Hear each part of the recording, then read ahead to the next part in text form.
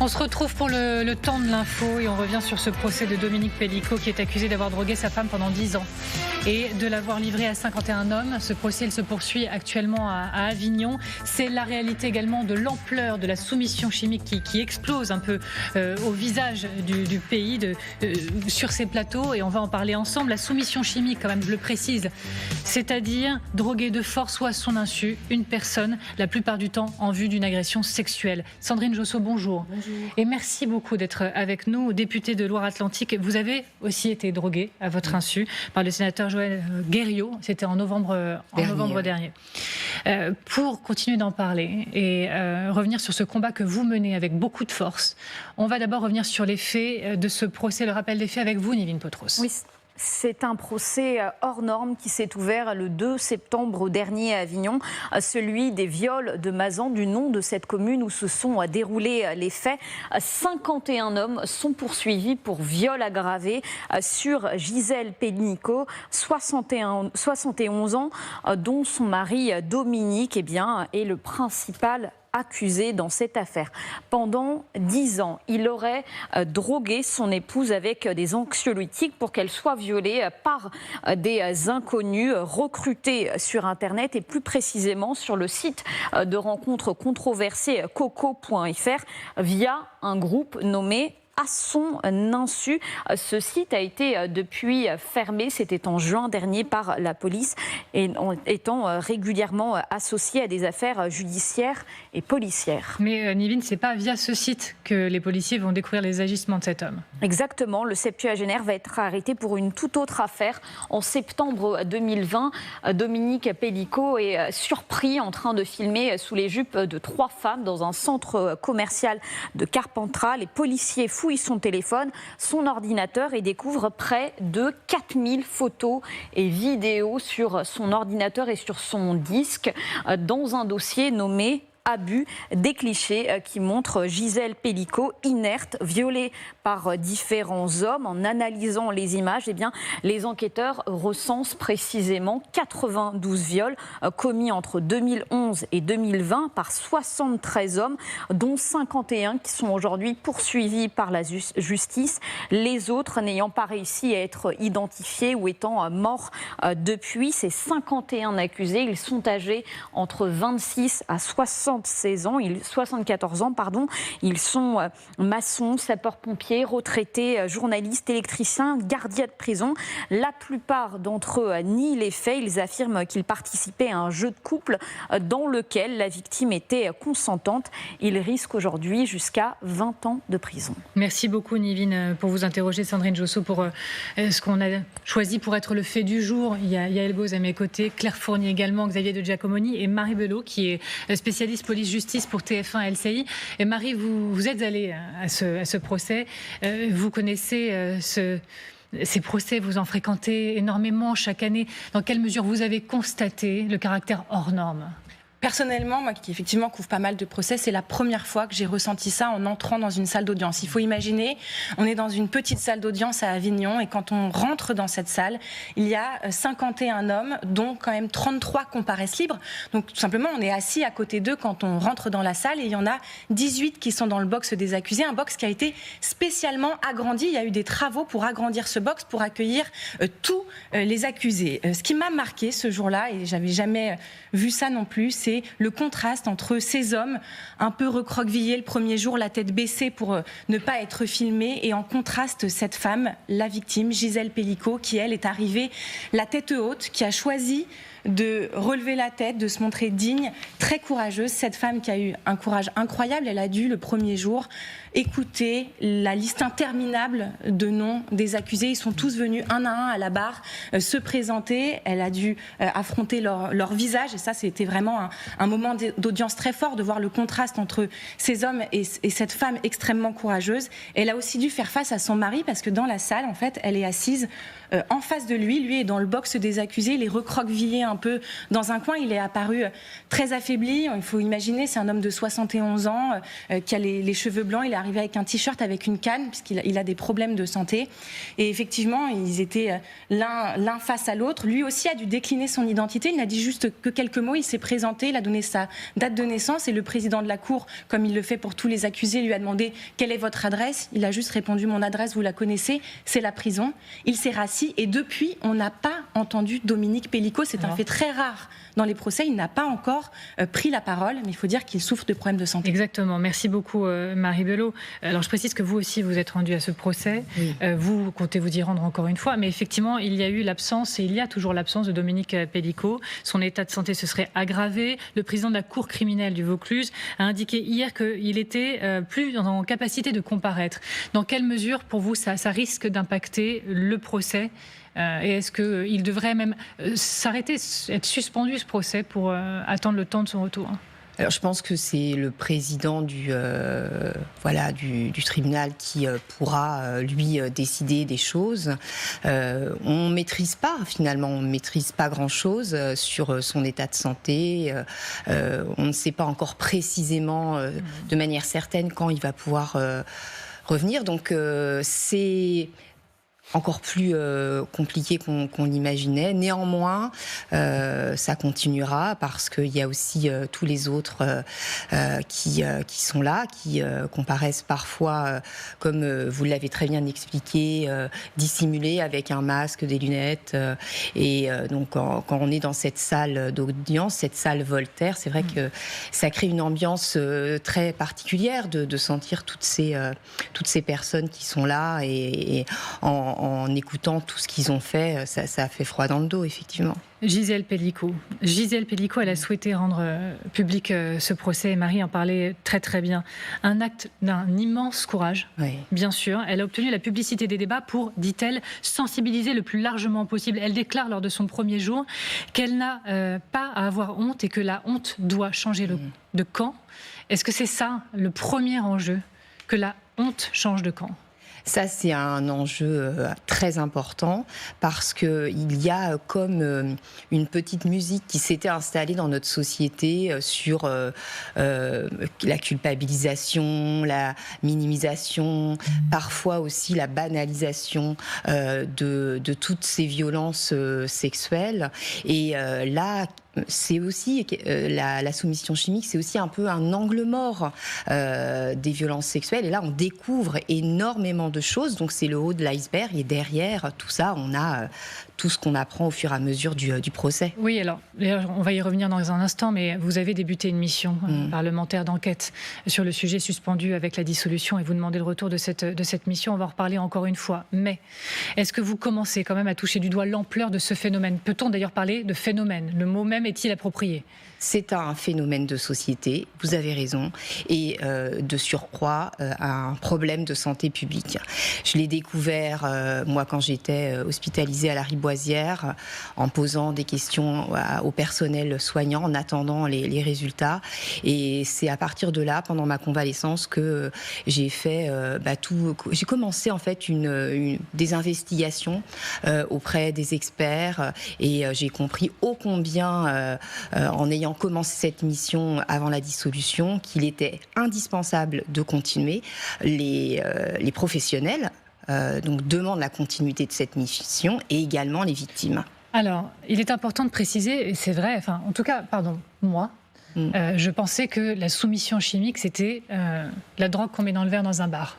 Comme vous, moi aussi je pensais ça. Et en réalité, la soumission chimique domestique, donc par son conjoint, un ami, un proche, c'est ce qu'il y a de beaucoup plus étendu. C'est ça, l'ampleur du phénomène est réellement là, en réalité. Oui, selon ce qui est mesuré dans les signalements, par exemple par les centres d'addictovigilance, eh bien, les victimes connaissent pour la plupart du temps leur agresseur. Donc ce sont des personnes qui sont soit dans leur sphère amicale, soit dans leur sphère familiale. Claire Fournier. Oui, c'est ce qui vous est arrivé. Hein. Oui. Vous avez été droguée à votre insu. Alors, est-ce qu'on peut, parce que c'est très anxiogène ce procès en fait, oui. Toutes les femmes se disent, je peux être droguée à mon insu, effectivement, soit dans un endroit public, soit même parfois dans la sphère intime. Est-ce qu'on sait qu'on a été drogué ? Quels sont les signes annonciateurs ? Est-ce que vous pourriez nous éclairer là-dessus ? Alors, merci de votre question, elle est importante. Alors, les signes annonciateurs, c'est en fait suite à l'ingestion, par exemple, d'une boisson, alcoolisée ou non, ou après avoir mangé quelque chose, c'est avoir très rapidement des signes comme, par exemple, des nausées, au bout de 10 minutes, des nausées, des palpitations, des tremblements, la tête qui tourne. Ça doit à tout prix nous interpeller. Donc, il faut tout de suite en parler à quelqu'un. Si vous n'avez personne autour de vous, vous pouvez tout simplement envoyer un SMS. Ça, c'est déjà important, dire où vous êtes. Et ça, ce sont vraiment les premiers signes, mais c'est quand même très important de le savoir. Néanmoins, il ne faut quand même pas oublier qu'une victime sur 2 se rappelle de rien. Et c'est en cela que c'est terrible, parce que les agresseurs le savent bien, et c'est pour ça que c'est le crime parfait, parce que l'accessibilité à la preuve est très difficile. C'est ça, et c'est l'un des enjeux, la collecte de preuves. Comment collecter les preuves de l'invisible ? Donc, ça passe par la formation, certainement, des professionnels de santé, oui, c'est ça ? La formation, la sensibilisation des professionnels du monde judiciaire comme des professionnels de santé, toutes les personnes qui seraient amenées à rencontrer ces victimes, une meilleure collaboration, une meilleure coordination sur tout le territoire, parce que moi ça m'est arrivé à Paris et j'ai eu finalement des facteurs qui m'ont aidé. J'ai pu aller dans cet hôpital à la Riboisière qui est spécialisé en toxicologie. Si vous habitez dans un endroit éloigné d'un grand hôpital, eh bien vous avez plus que vos yeux pour pleurer, c'est la double peine. Et vous n'avez pas des interlocuteurs formés. Si vous allez dans un commissariat, personne n'est formé à la soumission chimique. Marie Belot. Oui, et pour Gisèle Pelicot, parce qu'il faut aussi en parler, c'est une des raisons pour laquelle elle a souhaité la publicité des débats. Tout le monde m'a demandé, mais cette femme, pendant 10 ans, elle ne s'est rendue compte de rien, elle n'a pas eu de problème de santé. Mais si, Gisèle Pelicot, elle a perdu beaucoup de poids, elle perdait ses cheveux, elle avait des amnésies, elle se rendait compte qu'elle faisait des malaises. C'est une femme, il faut l'imaginer, qui pendant 10 ans a pensé qu'elle souffrait d'Alzheimer, qu'elle avait peut-être un début de cancer. Elle a arrêté de conduire, parce qu'en fait, elle avait peur de tomber dans les pommes. Elle a arrêté de prendre le train parce qu'elle avait peur de louper son arrêt. C'est ça, tous les symptômes de Gisèle Pelicot. Elle a été voir des spécialistes, des neurologues à plusieurs reprises, des gynécologues. Mais à chaque fois, son mari était là et minimisait les faits en disant qu'elle était fatiguée parce qu'elle gardait ses petits-enfants. Yael Gauze. Sandrine Josso, est-ce qu'il y a encore un flou juridique autour de la notion ? Est-ce que dans le droit pénal, tout est clair sur la soumission chimique, ou il y a encore des choses à améliorer dans notre droit, dans notre code pénal, pour que ce soit plus spécifiquement sanctionné, puni. Ouais, c'est une question importante. Nous, on avait prévu avec la sénatrice qui m'accompagne dans cette mission, Véronique Guillotin, absolument, qui est aussi médecin généraliste. Et pour répondre déjà à votre première remarque, effectivement, en fait, elle est médecin généraliste et elle ne connaissait pas la soumission chimique. Donc vous vous rendez compte, donc cette errance thérapeutique que vous avez très bien décrite, eh ben, elle est là. Et c'est en cela qu'il faut avancer. Et sur le sujet que vous évoquez, nous, on veut la continuité de la mission parce qu'on a besoin justement d'aller voir, d'aller regarder de près tout cela, parce qu'on voit bien quand on est dans la salle d'audience, quand on entend les commentaires des uns et des autres, et en fait, on comprend que ce phénomène est mal compris, que tous les personnels du monde judiciaire finalement ne sont pas formés, et on n'aurait pas ces questions-là et on n'aurait pas ces attitudes-là si on avait des personnes un petit peu plus aguerries. Et c'est sûr qu'il y a un problème de perception, il y a des mots, vous les qualifierez, c'est pas à moi de le faire, mais qui ont été prononcés, il y a viol et viol. C'est ce qu'a répondu l'avocat de la défense, maître De Palma, à la question d'un enquêteur en sortie d'audience, c'était mardi, des propos qui ont provoqué une immense colère de la partie civile. J'ai honte. J'ai honte de la justice, c'est ce qu'a dit la fille de ce couple Pelicot, qui elle aussi est à la pointe de ce combat avec un courage immense. Il y a viol et viol. Quand vous avez entendu ces mots, comment vous avez réagi ? Alors, exactement comme énormément de Françaises et de Français, j'ai été outrée. Alors, pas étonnée parce que finalement, dans ce palais de justice, j'ai entendu quand même depuis le départ des questions ou des arguments très loin de la réalité. Parce que là, on est vraiment dans la réalité. Et Gisèle Pelicot, en nous ouvrant justement ce procès au public, nous permet de palper la réalité. Et donc, il y a certainement à regarder de près des choses sur le plan législatif, juridique, pour vérifier si on a et si on est allé jusqu'au bout. Et également, on se rend compte que c'est quoi? C'est aussi un problème culturel, finalement. Pourquoi on est capable d'avoir tous ces biais, conscients ou inconscients d'ailleurs, et de penser que c'est donc à la personne qui est violée d'arrêter son violeur? Non, il faut vraiment que ce soit les violeurs qui s'interdisent de violer. Et là, c'est fondamental. De patriarcat encore ancré, inconscient, c'est ça? Il y a plein de choses, c'est beaucoup plus complexe que ça. Et c'est en cela que ce procès est important, parce que on en parle beaucoup. Enfin, j'imagine aussi autour de vous, vous en parlez. Et ça, c'est intéressant parce que finalement, il y a plein de tabous. On lève énormément de tabous de la vie intime des Français à l'intérieur de cette salle d'audience, de toutes ces perversions. Et enfin, on en parle. Donc là, on est dans la réalité et on avance, je pense. Et vous avez débuté, avant qu'elles soient donc interrompues les auditions. Plusieurs femmes sont venues vous parler, ont été auditionnées. Qu'est-ce qui leur vient en premier? Douleur, la longueur, la difficulté à exister, la difficulté de prise en charge. Et pardon, j'en ramène aussi à votre histoire. Est-ce que vous avez vécu cette situation, droguée à votre insu en novembre dernier par un sénateur? Ce qui vous vient?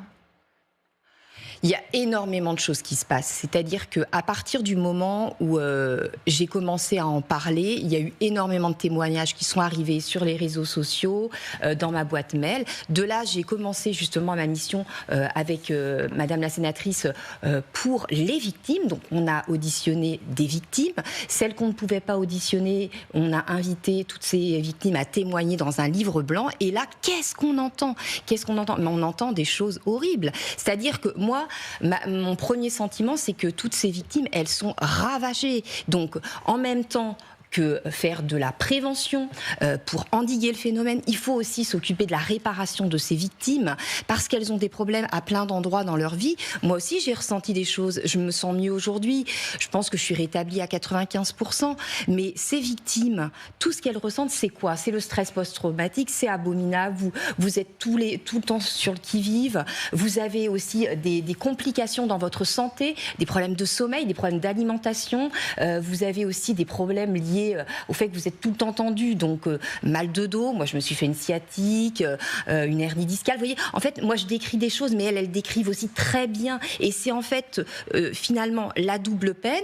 D'un côté, de ne pas être entendues, parfois parce que elles ne peuvent et parfois ne veulent pas porter plainte pour plein de raisons. C'est intéressant parce que, effectivement, parmi les accusés, il y a un homme, là, dans ce même procès, Jean-Pierre. Il a aussi transformé son épouse en objet sexuel. Mais elle ne peut pas lui pardonner, mais elle ne s'est pas constituée partie civile pour l'épargner, lui, et pour épargner ses enfants. Et elle dit, j'ai encore de l'affection pour lui. Parce que ce qui est complexe, et ce qu'on comprend bien, c'est que ce ne sont que des parcours extrêmement particuliers. On parle d'histoires intimes, donc c'est autant de cas qu'il faut traiter en tant que tel, et c'est ça qui est extrêmement compliqué également. Oui, et il y a aussi derrière tout ce que vous dites une forme d'emprise psychologique en même temps que cette emprise chimique. Et puis il y a aussi un conditionnement qui est là depuis des années où les femmes se mettent aussi certaines barrières. Et toutes ces femmes, elles sont formidables, celles qui parlent, mais aussi celles qui ne peuvent pas parler. Elles sont aussi formidables dans leur façon de mener leur combat à l'intérieur. Et il y a des choses à voir justement sur la prescription derrière, parce que à certains moments, on peut comprendre que c'est peut-être pas le bon moment pour la personne pour pouvoir évoquer les choses, parce qu'un procès, c'est hautement difficile aussi. Xavier, peut-être une petite question justement pour savoir ce qui se fait par ailleurs.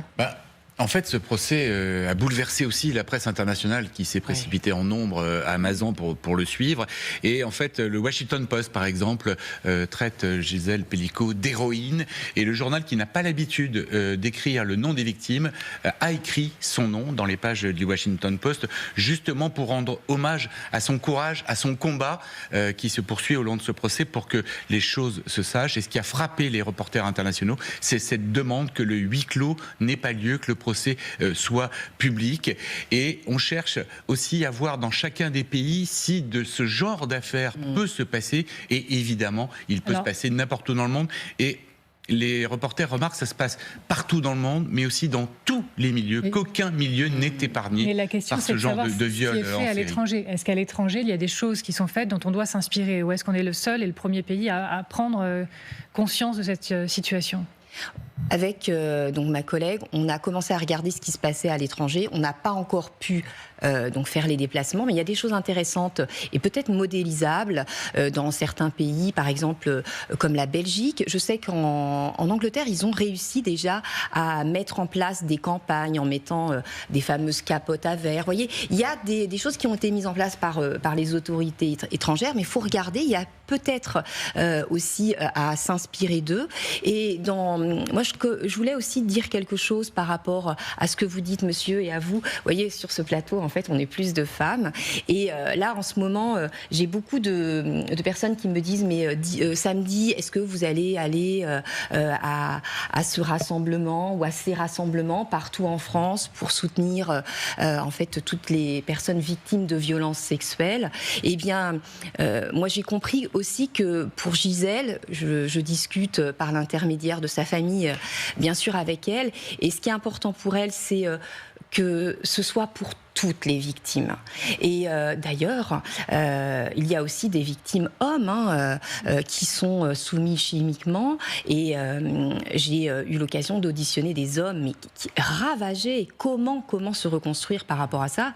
Et ça en dit long. Et donc, je lance un appel. Eh bien, messieurs, on doit construire aussi avec vous ces avancées solides dans notre société. Et on compte sur vous aussi samedi et puis à plein d'endroits dans la société pour qu'on puisse aussi apporter un peu plus de sérénité dans nos relations interpersonnelles. Une question de Claire Fournier. Les accusés en grand nombre, on l'a dit, ce qui frappe, c'est leur profil. Enfin, on parle des maçons, des retraités, des journalistes, etc. Comme si finalement, c'est un peu le procès de la monstruosité ordinaire, comme si le violeur, c'était forcément un monstre dans un coin sombre, etc. On en est encore là aujourd'hui à ne pas considérer que le viol peut aussi venir de la part d'un proche, parce que c'est souvent ça ce qui se passe. Ben oui, parce que quand on est lié, vous savez, on a une relation en fait d'affection avec une personne, quelle que soit précisément la relation. Ça peut être un oncle, ça peut être un ami. Pour vous, c'était une connaissance. Voilà, quelqu'un que je connaissais depuis 10 ans, que j'appréciais d'ailleurs. Eh bien, c'est vrai qu'il y a quand même un phénomène de sidération. On est un peu dans le déni. Au départ, on se dit c'est quand même pas possible. Et c'est pour ça que les victimes sont souvent peu crues. En raison du profil ordinaire. Et ça crée une déflagration d'ailleurs très souvent quand elles commencent à parler. Donc elles ont en fait des forces contraires qui, quelque part, elles sont un peu dans la panique. Donc elles se disent qu'elles ont peur. Et c'est pour ça qu'elle a raison, Gisèle, quand elle dit il faut que la honte, mais aussi que la peur change de camp. Votre mission, toute dernière question. Rassurez-nous, votre mission, elle continue, mission gouvernementale? Eh bien, vous ne savez pas en fait alors, encore. On a, je veux dire ce qu'on a fait avec Madame la sénatrice, on a alerté le nouveau Premier ministre. Michel Barnier. Bien sûr, on a réécrit au président de la République. On est en train d'écrire à Madame Macron pour que il y ait une continuité rapide là, parce que en plus pour nous, avec Madame Guillotin, c'est intéressant de nous déplacer à ce procès, de regarder aussi. Moi, j'ai discuté avec Madame la procureure d'Avignon, savoir un petit peu comment les choses se font avec toutes les parties prenantes. Madame Guillotin va aussi la semaine prochaine sur place. Donc nous, on continue en fait. Et ce qu'on voudrait, c'est que on officialise la continuité. Donc il y a urgence. Merci beaucoup, Sandrine Josso, d'avoir été avec nous.